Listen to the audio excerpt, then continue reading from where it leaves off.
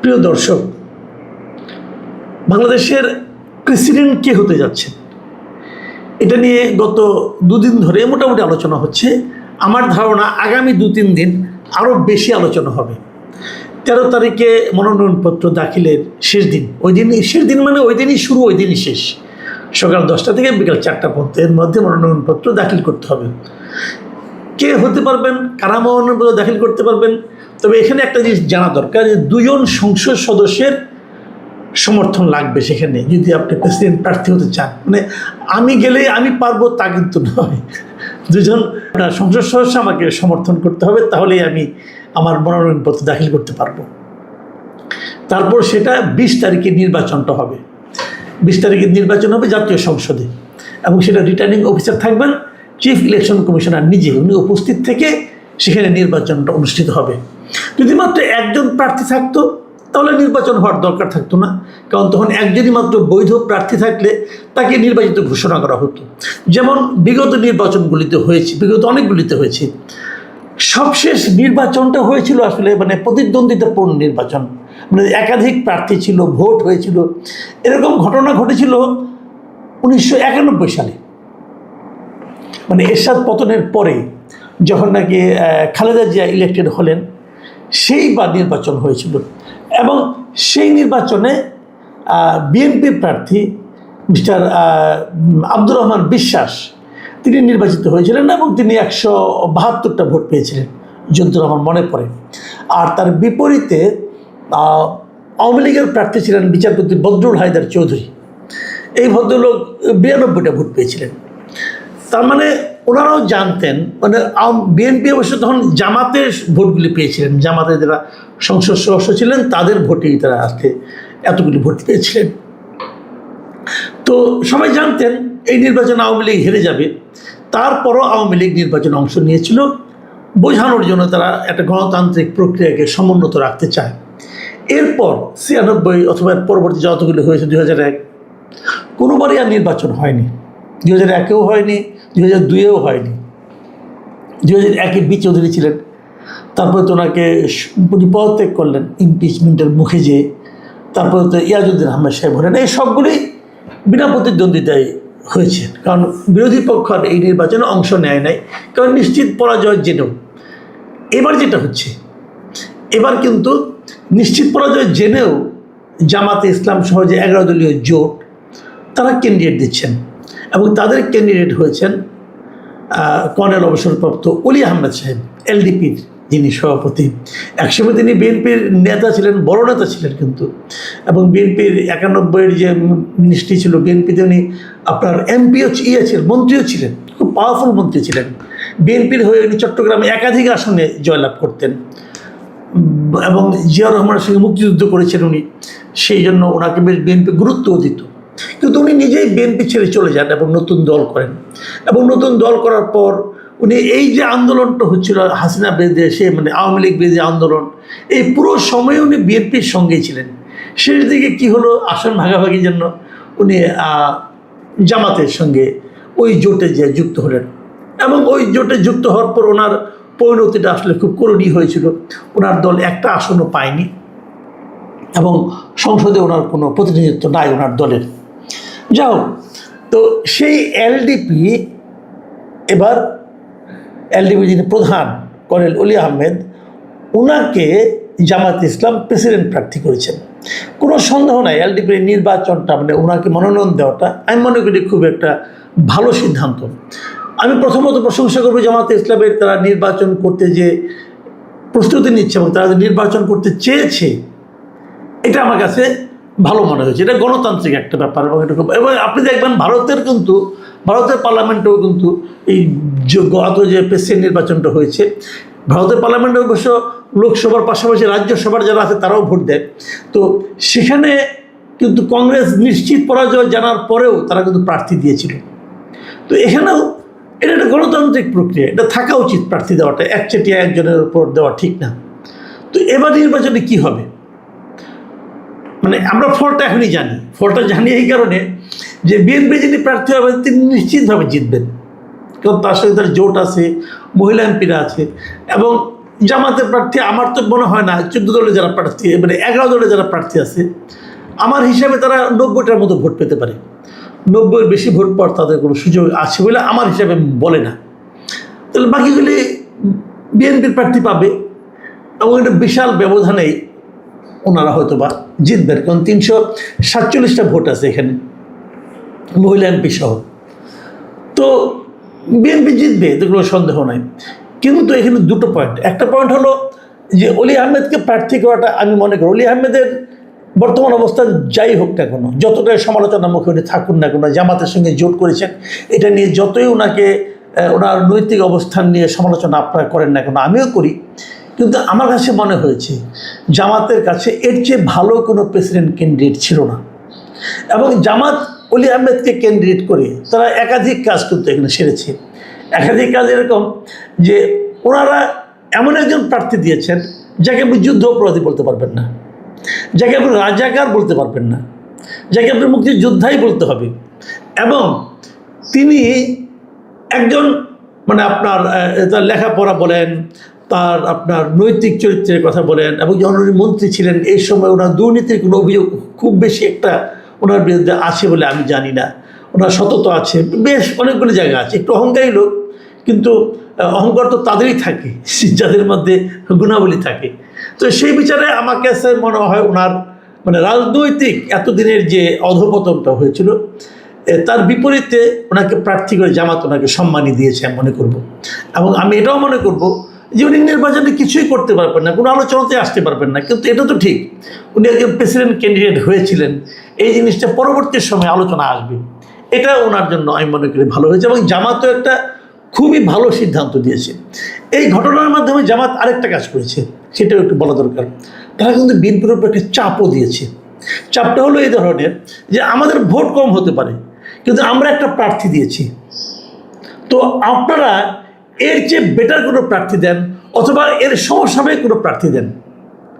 আপনারা যদি যেমন হাসিনার আমলে কী হতো, শেখ হাসিনার আমলে কী হতো, উনি যেমন সর্বশেষ যিনি প্রেসিডেন্ট হয়েছেন মোহাম্মদ শাহাবুদ্দিন সাহেব যে ক্যান্ডিডেট হবেন, এটা আওয়ামী লীগের নেতৃবৃন্দ মানে কোনো পর্যায়ের কোনো লিডার একবারের জন্য আলোচনায় আনেন নাই, চিন্তাও করেন নাই। কারণ মোহাম্মদ শাহাবুদ্দিন ওই পর্যায়ের কোনো লিডার আওয়ামী লীগে ছিলেন না। অনেক সিনিয়র লিডার ছিল, তাদের কাউকে না দিয়ে হঠাৎ করে একজনকে এনে শেখ হাসিনাকে চমক দেওয়ার চেষ্টা করেছেন এবং শেখ হাসিনার বোঝাতে চেয়েছেন যে আমি যা চাই তাই হয়। উনি বোঝাতে চেয়েছেন আমি যদি একটা কলা গাছটাও আনি তাও তোমরা তাকে ভোট দিবা, কারণ আমি বললাম বিশাল কিছু, আমি স্বৈরাচারী, আমি একটা যাই বলেন আপনি, উপরে আল্লাহ নিচে আমি যা বলবো তাই করতে হবে। এবং এটাই ছিল তার প্রমাণ। উনি মোহাম্মদ শাহাবুদ্দিনকে এনে সবাইকে বুঝিয়ে দিয়েছেন এই দেশে আমার উপরে কোনো কথা নাই। তো এই যে জিনিসটা ওনার যোগ্যতা, এই জায়গায় কিন্তু অলি আহমেদকে ক্যান্ডিডেট করার মাধ্যমে এইভাবে হুট করে একজনকে এনে আপনি বসিয়ে দিবেন, সেটা দিলে পরে আপনি একটু সমালোচনার মুখে পড়বেন, এইটুকুই জামাত চেয়েছে। কিন্তু আমার উল্টা দিকে আমি ভাবি যে বিএনপি কি ওই ধরনের চিন্তা করে, আমার তো মনে হয় না। আমাকে বিএনপিকে কখনোই শেখ হাসিনা শেষ দিকে যেরকম স্বৈরাচারী হয়ে উঠেছিলেন এই ধরনের কোনো দল মনে হয় না। আমি বিএনপিকে এখন পর্যন্ত মোটামুটি একটা গণতান্ত্রিক দলই মনে করি। কিন্তু আমার একটা কথাও আছে, কথা হলো এটা যে কাকে প্রার্থী করা হবে এটা নিয়ে বিএনপির কিন্তু স্থায়ী কমিটি আলোচনা করেছে এবং দীর্ঘ আলোচনার পর তারা এই পুরো সিদ্ধান্তটা নেওয়ার দায়িত্ব একজনের উপর ছেড়ে দিয়েছে, মানে দলীয় প্রধানের উপর ছেড়ে দিয়েছে, তারেক রহমানের হাতে ছেড়ে দিয়েছে যে আপনি সিদ্ধান্ত নেন কাকে করবেন। এই জায়গাটা আমার পছন্দ হয় নাই, এই জিনিসটা আমার কাছে অগণতান্ত্রিক মনে হয়েছে। এবং আমি যতটুকু জেনেছি তারা কোনো নামও প্রস্তাব দেয় নাই। তারা যে 2-3টা নাম প্রস্তাব দেবে, এই 2-3জন নাম আমরা ঠিক করলাম আপনি এখান থেকে একজন দেন, দেয় নাই, পুরোটাই ছেড়ে দিয়েছে। এই জায়গাটা আমার কাছে মনে হয়েছে স্থায়ী কমিটি ইন্টেনশনালি তারেক রহমানকে একনায়ক হওয়ার পথে ঠেলে দিচ্ছে, এটা আমার কাছে মনে হয়েছে। তার পাশাপাশি আরেকটা কথাও আছে, সে কথাটা হলো হয়তো এমনই ছিল যে স্থায়ী কমিটি যারা মেম্বার তাদের মাঝখান থেকে কাউকে প্রেসিডেন্ট করা হতে পারে, এই ধরনের একটা চিন্তা হয়তো স্থায়ী কমিটির মধ্যেই ছিল। এমনকি আমি যেটা মনে করি এখন পর্যন্ত যে যাদের নাম আসছে মানে যাদের নাম শোনা যাচ্ছে কে হতে পারেন কে না হতে পারেন, এবং তারা আসলে অধিকাংশই স্থায়ী কমিটির সদস্য। যেমন ধরেন মির্জা ফখরুল ইসলাম আলমগীর, ডক্টর মঈন খান, এদের নাম কিন্তু আসছে এবং ওনারা কিন্তু স্থায়ী কমিটির সদস্য। কাজেই হয়তো এই কারণেই তারা নিজেরা কোনো নাম প্রস্তাব করে নাই, কোনো শর্ট লিস্ট করে নাই, এটাও কিন্তু হতে পারে, আমি জানি না ঠিক। তো এই বাস্তবতায় এখন নির্বাচনটা সামনে এগিয়ে যাচ্ছে। 13 তারিখে মনোনয়নপত্র দাখিল করা হবে। কাজেই বিএনপির প্রার্থী তো এখন আসলে একমাত্র প্রধানমন্ত্রী জানেন, আর কেউ জানেন না। আজকে একটা পত্রিকাতে একটা শিরোনামও দেখলাম, মানব জীবন পত্রিকাতে, যে কে হচ্ছেন প্রেসিডেন্ট জানেন শুধু প্রধানমন্ত্রী। এই শিরোনামটা পড়তে আমার ভালো লাগে নাই। আমার কাছে মনে হয়েছে কথাটা সত্য, শিরোনামটা চমৎকার করছে, কিন্তু এই জিনিসটা কিন্তু আমাদের প্রধানমন্ত্রীর যে গণতান্ত্রিক চরিত্র তাকে কিন্তু ক্ষতিগ্রস্ত করে। এই জিনিসটা কিন্তু মাথায় রাখলে ভালো। কিন্তু উনি জানেন, আসলে উনি বলবেন এখন, যেহেতু তাকে স্থায়ী কমিটির দায়িত্ব দিয়েছে, কার নাম আসতে পারে। এর মধ্যে সর্বশেষ যে ঘটনাটা ঘটেছে, যে আজকে রবিবার বিএনপির পক্ষ থেকে নির্বাচন কমিশনে কয়েকজন প্রতিনিধি গিয়েছিলেন। তারা যে প্রধান নির্বাচনী কর্মকর্তার কার্যালয় থেকে 2টো মনোনয়নপত্র সংগ্রহ করেছেন। 2টো কেন? 2টো হলো এই কারণে যে আসলে 2জন প্রার্থীর জন্য কিনা আমি জানি না, তবে আমি যতটুকু বুঝি নিয়মটা হলো একজন প্রার্থীর জন্য 2টো মনোনয়নপত্র জমা দেওয়া যায়। এটা এই কারণে যে যদি একটাতে কোনো ভুল ভ্রান্তি হয়, নামের বানান টানান এদিক সেদিক হয়, সেই জন্য 2টো মনোনয়নপত্র তারা জমা দেবে। তো আমার ধারণা এই জন্যই তারা একজনের নামেই জমা দেবে। কার নাম জমা দিতে পারে? এখন অনেকে বললাম যে আপনার এই স্থায়ী কমিটি যারা আছেন তাদের মাঝখান থেকে বেশ কয়েকজনের নাম শোনা যাচ্ছে। খন্দকার মোশাররফ হোসেনের নাম শোনা যাচ্ছে, মির্জা ফখরুল ইসলামের নাম শোনা যাচ্ছে, ডক্টর মঈন খানের নাম শোনা যাচ্ছে, এবং বর্তমানে যিনি ভারপ্রাপ্ত আপনার রাষ্ট্রপতি আছেন মেজর হাফিজউদ্দিন আহমেদ, যিনি স্পিকারের দায়িত্ব পালন করছেন, তার নামও শোনা যাচ্ছে। তো এর মধ্যে কে হতে পারে? নানা কিছু হতে পারে। আমি আমার একটা সম্ভাবনা এবং একটা হাইপোথিসিস আপনাদের সঙ্গে একটু শেয়ার করে আলোচনাটা শেষ করব। আমার ধারণা শেষ পর্যন্ত ফখরুল ইসলাম আলমগীরই রাষ্ট্রপতি হতে যাচ্ছেন। আমার এর পিছনে কয়েকটা কারণ আছে। প্রথমত ওনার যে অবদান, যে বিগত পুরো আন্দোলনের মধ্যে, এটা একদম মানে এই আনপ্যারালাল। ওনার অবদানের মতো আর কারো অবদান নেই। উনি যথেষ্ট ভদ্রলোক হিসেবে পরিচিত, একজন ক্লিন পলিটিশিয়ান এবং লেখাপড়া জানা লোক। উনি অধ্যাপক ছিলেন, অধ্যাপনার সঙ্গে জড়িত ছিলেন। যে মানে সর্বজনগ্রাহ্য এবং যে কোনো জায়গায় ওনাকে প্রেজেন্ট করা যায় এমন একটা লোক উনি। বয়সও হয়েছে, ওনাকে দেওয়ার সম্ভাবনা আমার বিবেচনায় সবচেয়ে বেশি। আমার বিবেচনায় যদি দ্বিতীয় বলেন, আমি দ্বিতীয়ভাবে যাকে রাখতে চাই তিনি হলেন ডক্টর মঈন খান। ওনারও অনেক অবদান আছে এবং ওনার দীর্ঘদিন ধরে আছে, এবং ইউনিভার্সিটির টিচার ছিলেন এবং ভদ্রলোক হিসেবে পরিচিত। ওনার নামে কোনো দুর্নীতির অভিযোগ আছে কিনা কেউ বলতে পারবে না। আমি ডক্টর খন্দকার মোশাররফ হোসেনকে তালিকায় রাখতে চাই না, কারণ উনি এমনি ব্যক্তিগতভাবে অসুস্থ এবং উনি অতটা ক্লিন ইমেজেবল আমি মনে করি না, এটা আমার ধারণা। মেজর হাফিজ খুবই ক্যাপেবল পারসন, হাফিজউদ্দিন আহমেদ, কিন্তু উনি স্পিকার, এবং উনি স্পিকারের দায়িত্ব নেওয়ার পর সংসদকে উনি খুবই সুন্দরভাবে চালাচ্ছিলেন। উনি চলে এলে সংসদে যারা থাকবেন ডেপুটি স্পিকার তারাও ভালো, কিন্তু হাফিজউদ্দিন সাহেবের মতো না। হাফিজউদ্দিন সাহেবের যেরকম একটা পুরো সংসদের উপর যেমন একটা কন্ট্রোল থাকে, সেই কন্ট্রোলটা ওনার যেরকম আছে এটা অন্য কারো নাই। তো সেই হিসেবে বিবেচনা করলে 2জন, মির্জা ফখরুল ইসলাম আলমগীর এবং ডক্টর মঈন খান। আপনারা খেয়াল করবেন এই জাতীয় সংসদ নির্বাচনের পর যখন মন্ত্রিসভা গঠন করে মঈন খানকে কিন্তু কোনো পদ দেওয়া হয়নি।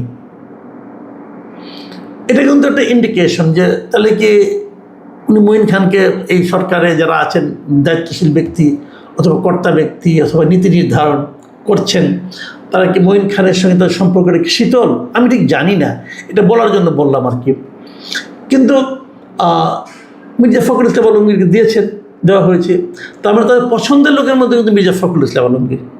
আমার সেই জন্যই ধারণা, যদি মির্জা ফখরুল ইসলাম আলমগীর নিজে থেকে আপত্তি না করেন, সমূহ সম্ভাবনা ওনাকেই হয়তো আগামী প্রেসিডেন্ট হিসেবে আমরা দেখতে পারবো।